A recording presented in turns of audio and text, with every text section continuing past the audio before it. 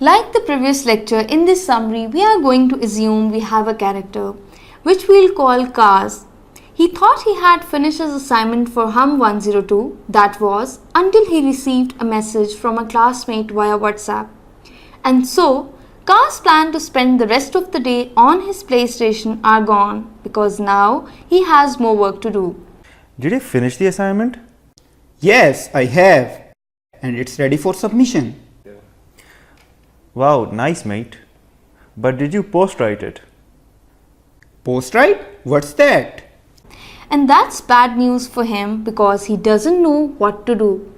In particular, he doesn't know how to generally post-write his assignment, the stages that need to be followed, and how to proofread and respond to it. That is until he got his hands on this lecture. So, Kaz needs to understand that his assignment needs to initiate a response, be revised for content and proofread and edited for perfect grammar and flow. And of course, he needs to publish his assignment, which means that he needs to turn it in. The first step, which is responding, requires Kaz to evaluate his own assignment for any shortcomings. It's always a good idea to ask a friend to do the same so that common points may immediately be worked upon. Revision of his assignment should ideally follow what's called the R approach. That is, adding content to fill any gaps, rearranging paragraphs and sentences to make flow better, removing any redundancies or contradictions and replacing them with something better.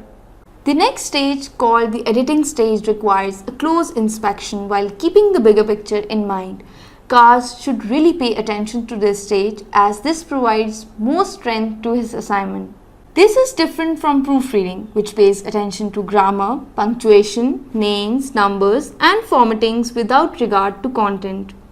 And of course, once he's done with all of this, he can turn his assignment in.